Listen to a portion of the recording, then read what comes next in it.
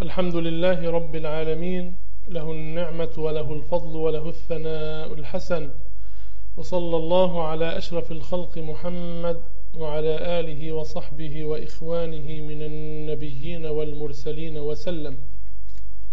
اعلم علم يقين من غير شك ولا ريب أن دين الإسلام هو الدين الصحيح، وأن كل دين آخر هو دين باطل.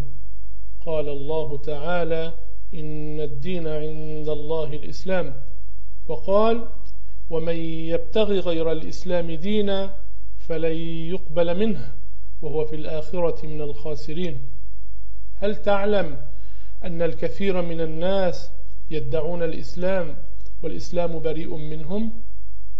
النبي صلى الله عليه وسلم قال: أناس من جلدتنا يتكلمون بألسنتنا تعرف منهم وتنكر، دعاة على أبواب جهنم من استجاب لهم قذفوه فيها. هل تعلم أنه يوجد دين جديد هو دين الوهابية؟ هل تعلم بأن هذا الدين قائم على عدة أشخاص شذوا عن إجماع الأمة وحذر منهم علماء الأمة؟ هل تعلم أنه بعد خروج ابن عبد الوهاب بالدين الجديد من نجد فسر العلماء المعاصرون له والذين جاءوا من بعده الحديث قرن الشيطان يخرج من نجد فسروه بمحمد ابن عبد الوهاب؟ هل تعلم أن أصحاب الدين الوهابي عندهم أموال كثيرة جدا يطبعون بها ضلالاتهم ويوزعونها على الناس بالمجان ليضلوا الكثير من المسلمين؟ هل تعلم بأن الوهابية عندهم إعلام كبير في هذه الأيام ينشرون فيه مفاسدهم ويكررونها لدرجة أن الكثير من الناس قد يصدقون الباطل لمجرد أنه يعاد ويكرر؟ هل تعلم أنه بالرغم من كل أموال الوهابية ومن كل إعلام الوهابية فإن الوهابية لا تزال شرذمة قليلة لا تكاد تصل إلى 3 أو 4 ملايين، وأما أهل السنة والجماعة بالرغم من فقرهم فهم حوالي 1,200,000,000 أعني من البشر الأحياء الآن. هل تعلم بأن الوهابية تحارب أهل السنة والجماعة وتدعي الانتساب إلى أهل السنة والجماعة مع أن أهل السنة والجماعة بريئون من الوهابية؟ وقد ألف أكثر من 100 كتاب في الرد عليهم وفي تبيين أنهم مشبهة مجسمة ويكفرون المسلمين. هل تعلم أن الحافظ الزبيدي يقول في شرح إحياء علوم الدين: إذا أطلق أهل السنة والجماعة فالمراد بهم الأشاعرة والماتريدية؟ وكذلك قال السبكي وسلطان العلماء ابن عبد السلام وغيرهم. هل تعلم أن رسول الله صلى الله عليه وسلم قال: إن الله يبعث لهذه الأمة على رأس كل 100 سنة من يجدد لها دينها؟ هل تعلم أن المجددين من بعد عصور السلف إلى يومنا هذا كلهم أشاعرة؟ هل تعلم أن الوهابية يقولون عن الأشاعرة أنهم لا يستحقون أن يلقبوا بأهل السنة والجماعة؟ ذكر هذا الكلام الخبيث خبيث يقال له صالح ابن فوزان في كتابه المسمى من مشاهير المجددين في الإسلام، ولم يؤلف مؤلف هذا الكتاب إلا ليضع اسم الحراني والنجدي بين المجددين بزعمه. هل تعلم أن الوهابية المجسمة يقولون كذبا أن كثيرا من أهل السنة كفروا الأشاعرة؟ ما أبشع هذا التخرص، فالأشاعرة والماتريدية هم أهل السنة والجماعة. من شاء أن يتأكد أنهم يقولون ذلك الكلام الخبيث فلينظر في الكتاب المسمى فتح المجيد لحفيد قرن الشيطان. هل تعلم بأن الوهابية يضللون الحافظ النووي شارح صحيح مسلم، ويضللون الحافظ ابن حجر العسقلاني شارح صحيح البخاري؟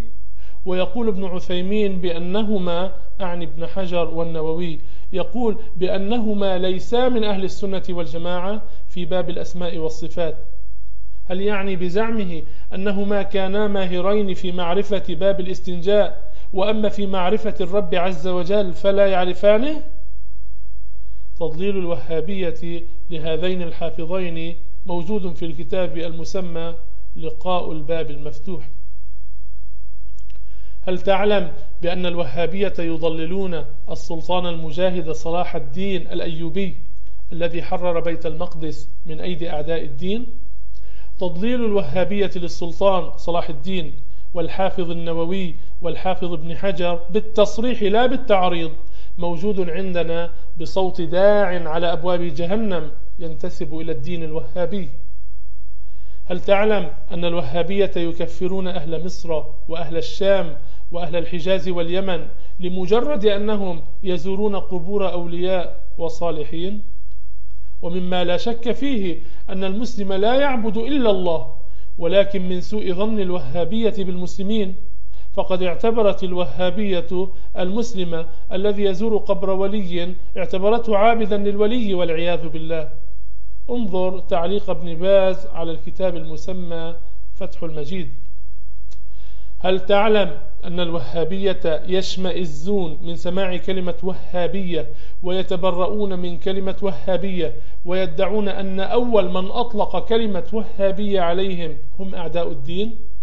فهل يعتبرون سليمان بن عبد الوهاب من أعداء الدين وقد ألف الصواعق الإلهية في الرد على الوهابية؟ وكذلك الفقيه الحنفي ابن عابدين سماهم وهابية، وكذلك مفتي مكة ابن زين دحلان في فصل أسماه فتنة الوهابية. هل تعلم بأن الوهابية يسمون أنفسهم في بعض البلدان سلفية لكي يتهربوا من اسم وهابية، وأيضا ليوهموا الناس أنهم يتبعون السلف؟ وبالمناسبة فإن تسميتهم بالسلف أو بالسلفية حرام، لأن في ذلك إيهاما أنهم يتبعون السلف وهم ليسوا كذلك. هل تعلم من هم سلف الوهابية؟ هم المجسمة الذين كانوا في وقت السلف، والمجسمة الذين جاءوا بعد عصور السلف. هل تعلم بأن الوهابية تحمل لواء التشبيه والتجسيم في هذا العصر؟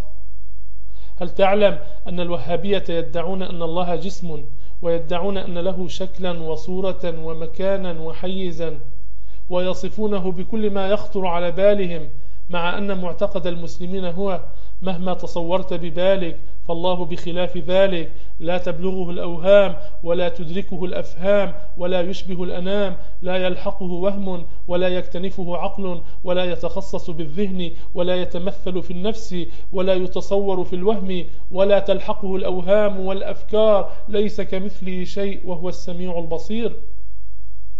هل تعلم أن الوهابية يشبهون الله بخلقه ويصفونه بصفات البشر، ويدعون أنه يجلس على الكرسي والعياذ بالله؟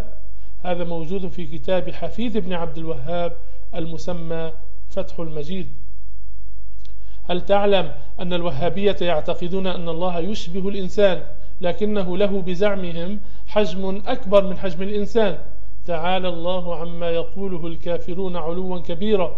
فالله ليس حجما وليس جسما ولا يشبه الإنسان ولا يشبه شيئا من خلقه. وكفرهم هذا موجود في الكتاب المسمى عقيدة أهل الإيمان، وأثنى على الكتاب المجسم ابن باز. هل تعلم أن الوهابية ينسبون إلى الله الفم والعياذ بالله تعالى؟ وهذا كفر صريح لا يشك فيه مسلم، وكفرهم هذا موجود في الكتاب المسمى الأسماء والصفات للحراني الشاذ. هل تعلم أن الوهابية ينسبون اللسان إلى الله والعياذ بالله تعالى؟ وهذا الكفر موجود في كتاب أبي يعلى المجسم المسمى طبقات الحنابلة، وقد طبعته الوهابية راضية بما فيه. وأما العثيمين فقد تردد في ذلك في اللقاء الشهري الرقم 3 وقال: لا نثبت اللسان ولا ننفيه، وهذا أيضا كفر، فالله يجب تنزيهه عن الجوارح والأعضاء، لا نرتاب في ذلك. هل تعلم أن الوهابية ينسبون لله القدمين وهذا كفر. يقولون والكرسي موضع قدميه والعياذ بالله من كفرهم. هذا الكفر موجود في الكتاب المسمى تفسير آية الكرسي. اليهود حرفوا التوراة والنصارى حرفوا الإنجيل، وأما الوهابية فإنهم يحرفون معاني كتاب الله والعياذ بالله تعالى.